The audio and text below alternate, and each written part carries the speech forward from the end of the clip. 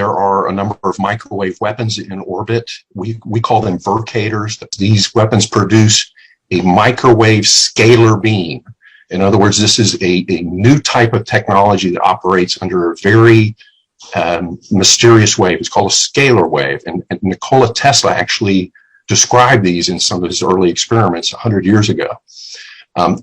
They remain not well understood, but the Air Force knows how to design weapons that can emit a scalar beam. And it's very much, if you want to picture, it's like a laser beam that's about half an inch in diameter. And it produces a perfectly straight line. And it's collimated. So if you take the microwave, the invisible microwaves from your microwave oven, and then focus it into a beam, that's essentially what this is doing. So it doesn't operate at the exact same frequency. That frequency varies. We've measured it repeatedly at around 3920 to 3930 megahertz. Okay. And the tracking frequency that they use on the top of your head is around 3600 to 3700 megahertz. So these two frequencies are very high in the spectrum, but we have tried shielding using many different materials. I've constructed many different boxes and measured the signals inside and out.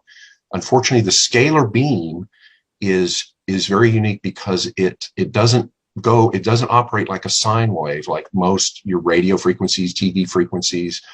Microwaves generally are a sine wave. Yeah. A scalar wave vibrates in the direction of motion, and that direction of motion is like a very thin silk wire. If you can imagine one that is so fine and so small, it can literally penetrate an atom and never touch anything in the atom.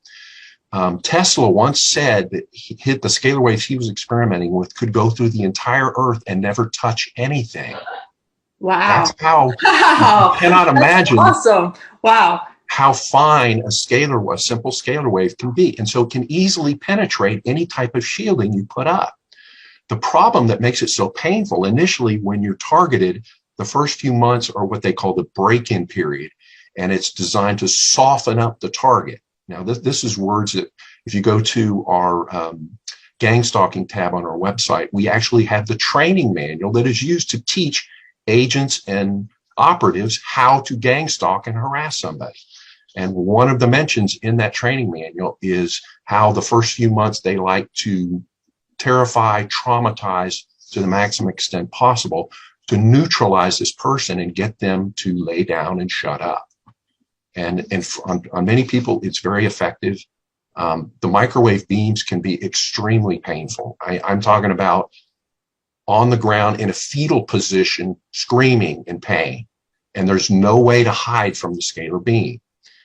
What it does is it drags like a boat wake. It drags ionized particles through the atmosphere, and that's what actually causes the pain. The scalar wave goes right through your body, but the particles that it drags along with it, charged particles in the atmosphere, impact your head and will penetrate to certain depths and are extremely painful. So I've got a diagram on the website under the section called Scalar Weapons. But this is what causes so much pain. And if I encourage folks to look at the tab called Microwave Burns. We've got dozens of pictures of people that are burned all over their body. And the pictures are disturbing, I caution you, but these come from satellites and cell towers most of the time. The targeting is extremely precise. They can hit the same location. You'll notice a lot of our burn pictures are of lower legs and feet. For whatever reason, they find that to be particularly sensitive and hurtful. At the same time, many people feel the need to cover up. They don't want to tell anybody they're being burned because then they have to try to explain it. And doctors have already been told, the DSM manual says these people are crazy. Well, when you show them burns on your body, the doctor is baffled. He's like, I've never seen anything like this, but I still think you're crazy. So it's a catch-22. Right? It's a catch-22, but the microwave burns are very real. Some of them happen almost instantly, like in a matter of seconds. We have a person, and I'm not going to use any names, that lives in Arizona that's been burned more than 20 times on her face. And I sympathize with her deeply. Unfortunately, this is This is not an isolated case. We've got dozens of pictures of people that are being burned. It's the most compelling evidence that we have is to show congressmen, and we did this in the summer of 2019.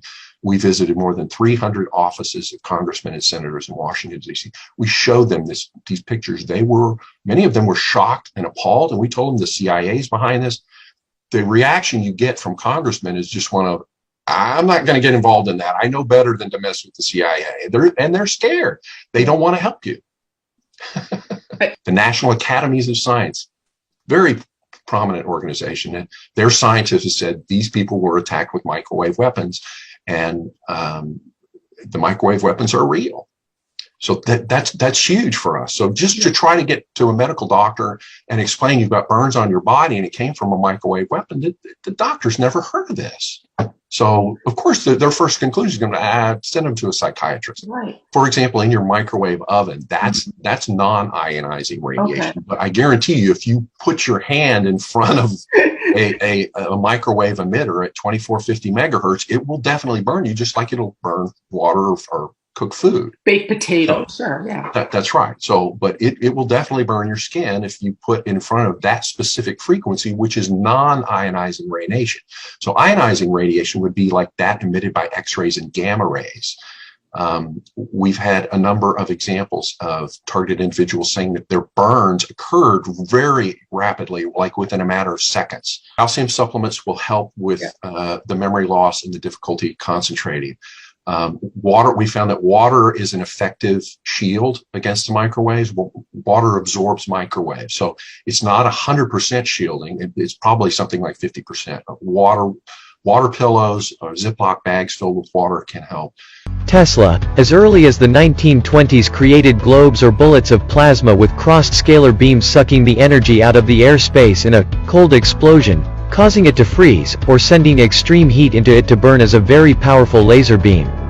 These powerful beams can also travel right through the Earth and create an earthquake at the antipodes of the Earth, and Tesla also experimented doing this.